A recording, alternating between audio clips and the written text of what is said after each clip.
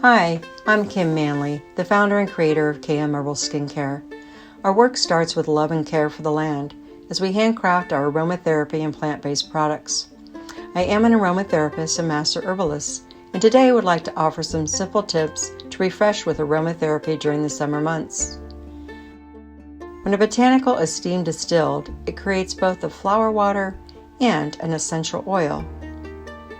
A flower water or hydrosol is naturally soothing and balancing while capturing the unique therapeutic value of the plant. It can be used as a hydrating facial toner to moisturize and protect the skin's natural barrier.